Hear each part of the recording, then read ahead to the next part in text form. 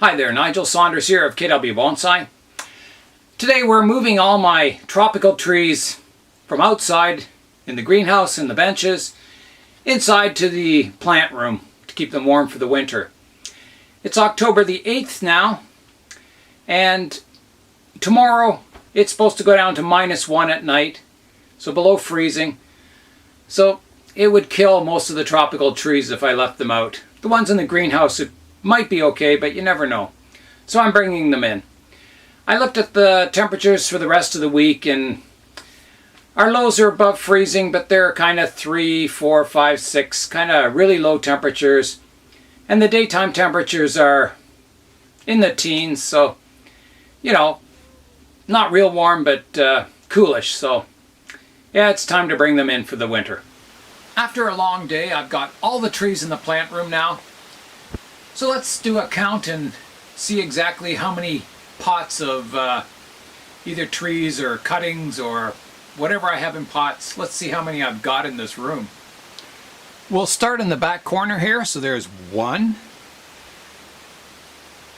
2, 3, 4, 5, 6, 7, 8, 9, 10, 11, 12, 13, 14, 15, 16, 17, 18, 19, 20, 21, 22, 23, 24, 25, 26, 27, 28, 29, 30, 31, 32, 33, 34, 35, 36, 37, 38 potted plants on the main desk, or the main table, 38, 39, 40, 41, 42, and up here, 43, 44, 45, 46, 47, 48, 49, 50, 51, 52,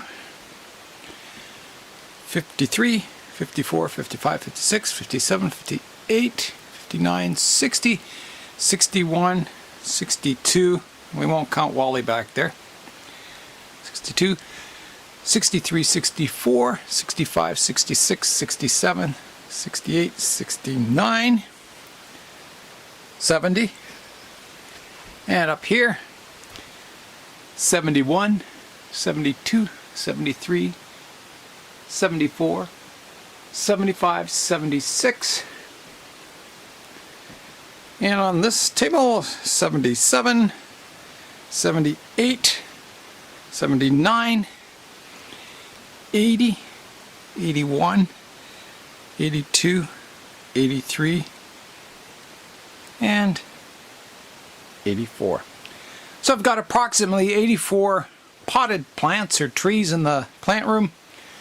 Lots of bonsai to spend winter taking care of. So with 84 bonsai trees on the go here, it's a little crowded in here right now, and I'm going to have to do some pruning. Cutting back some of the taller ones that have been growing all summer and getting them more compact so they fit in the room better. I like to keep this table and this stand clear for making videos on my bonsai, and right now the room is so full I have trees on every surface, so I've got to get rid of some of my cuttings and you know, thin down the collection a little. Every year in the summer I grow more cuttings and I get more pots and more plants, and so it's always a challenge to fit them into the plant room every fall when I have to bring them back in. The first tree we'll be working on is the Ficus microcarpa, and this is the plain one. I have two, a fancy one and a plain one. This one's styled to be a simple form, whereas our fancy one has multi-trunks, lots of aerial roots. I call it fancy. So in the last video I potted the tree, repotted the tree, and we chose this as the front. And I'm not liking that front anymore. It kind of goes against my plain philosophy for this tree. I wanted this tree to be a simplistic form. You know, not a lot of overwhelming aerial roots and that to take away from the design of the tree. So we also did some root carving on it. So anyway, I'm liking this as the front now. The plainer front, which was always the front on the tree. Here's a close-up of the root base. This is where we did some carving. It had a big bulbous area here. So we carved a split down it to divide that, you know, big bulbous root into two. And it looks a lot better now. It's, you know, has more finer roots or finer flutes on the trunk. So I'm liking that decision. What I'm not liking is these aerial roots on the trunk. They're kind of sticking up in the air. They would, you know, join in eventually, but I want to keep everything on this tree flowing. Very smooth and flowing into the ground. There's a nice flowing line here, and then it hits this root and it bumps up, and it'll always be there. So I'm going to remove those aerial roots in an effort to simplify the trunk and make it nice and clean looking. I'll show you the other side of the root base. So it's quite fancy, you know, a lot of roots. It really looks, you know, nice. But I have another tree that's like that with all the aerial roots. So this isn't a bad view, kind of this direction either, but this one shows off the nice flare at the base. So I think we'll pick this as the front view for now. So let's get those roots off of there. I'm going to start by removing this one. Here we go, nice flush cut. And we'll just cut it off in the soil here for now. There we go. And we'll remove this one also. Again, trying to get a nice flush cut if we can.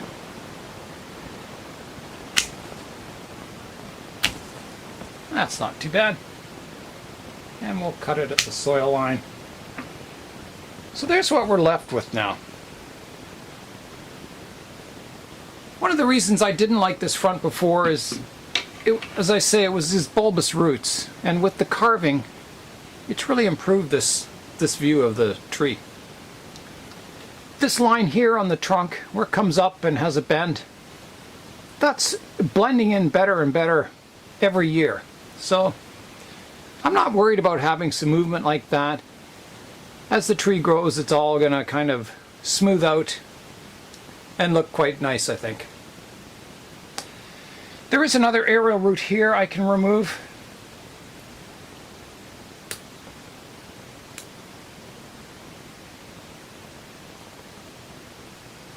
There we go. I don't mind fine aerial roots growing down the trunk. I just don't want big thick ones. I've got enough thick ones at the base here now. We will have to fix, there's a root in the ground here. Big thick one going the wrong direction. We'll have to remove that when we go to repot it. For this tree, we're after a very elegant style. Some people say it's like a champagne glass style where it comes up to a thin stem and then up to a broom style canopy. So the tree has been growing all summer and we need to prune it down in height. It's starting to get quite large. So I want to pick a height for it. One that keeps as much branching as we can,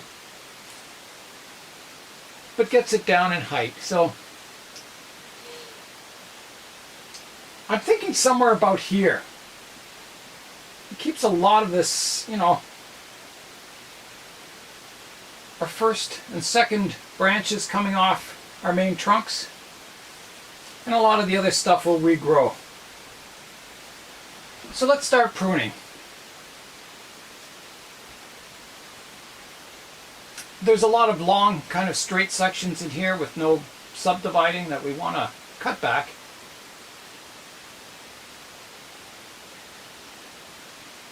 We'll start high. We'll start a little higher than we maybe want to go eventually.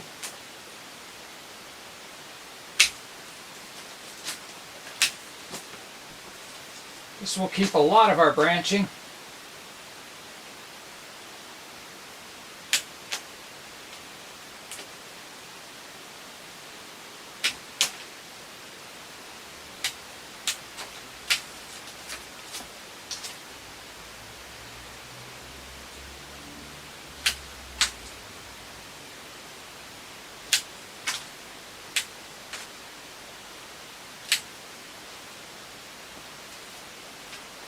We're getting there.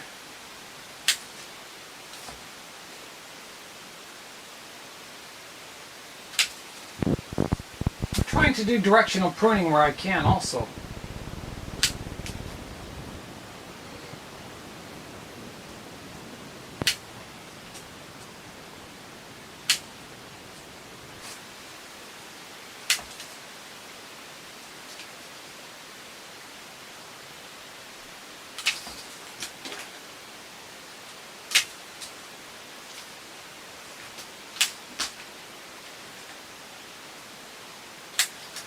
There is a lot of crisscrossing branches that we'll have to sort the structure out after I've got the height reduced down.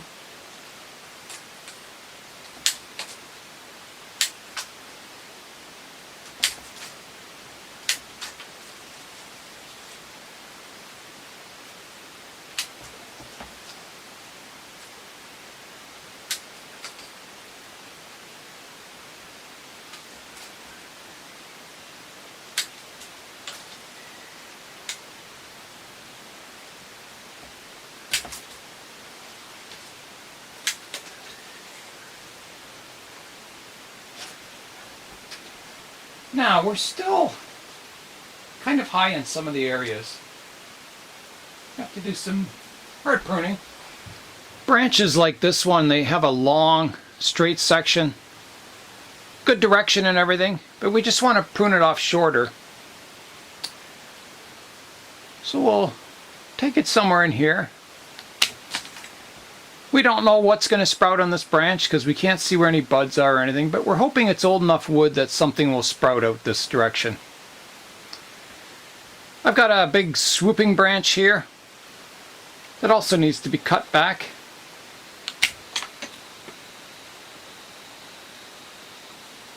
One here.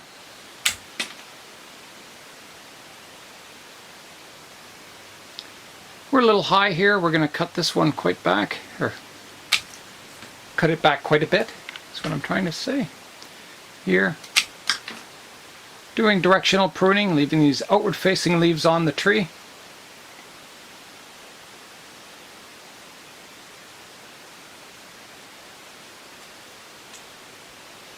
There's one growing in towards the center of the tree. We're going to remove entirely here.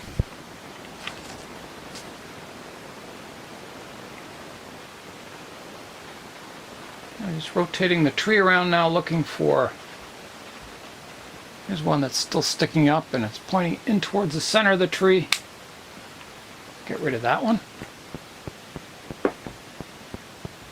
We're kind of high on this branch here. I'm going to cut it back hard to here. And this one also. And this one we can... I don't know. I think we got to cut this one back hard too.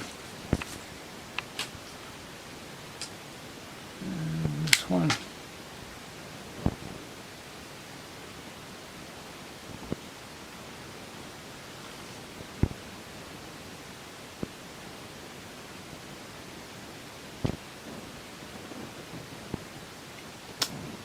Now, I'm looking for balance between the branches too.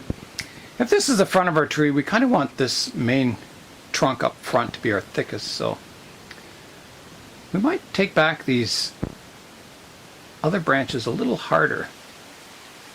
There's one growing here that I don't like. I'm going to take that right off.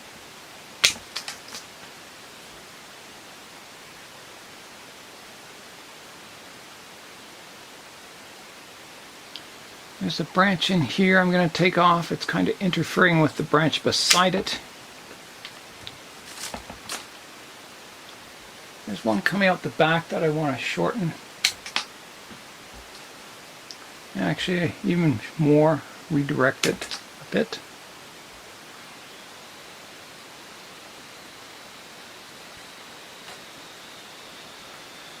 We're still a little high with these back branches. We're going to have to take them back harder. I'm going to take a big cut here, reducing the height of it. And I'm going to take a big cut off this one. And here. The other one over here is still a little tall. I'm going to cut it there. I think we're going to take this one off here also. It's a little bit high. Had some good branching on it, but it's just getting too tall. And we'll take this one back also. And this one. Take the tip off here.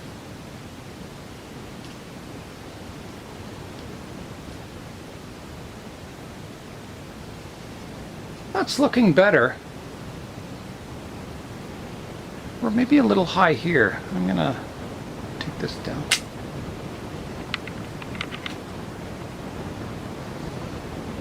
Dead part I'm going to just cut off there. And I'm going to remove this branch here. It's pointing in the wrong direction. There.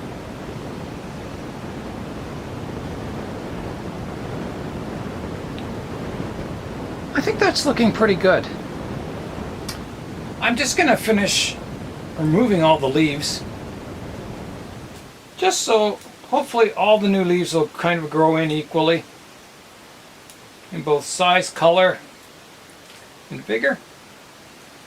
This tree has lots of energy in it. It's been growing all summer in the greenhouse, which was a little too hot for it. It didn't grow as vigorously as it could have. I'm going to take that shoot right off there. It's growing in the wrong direction. However, it's growing well. It's nice and healthy. It's got lots of vigor in it. So cutting it back hard like this won't hurt the tree at all. There we go. It's defoliated now. I'll give a 360-degree rotation of the tree now.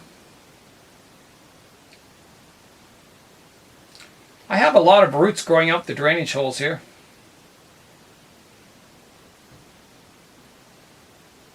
There's the fancier side of it.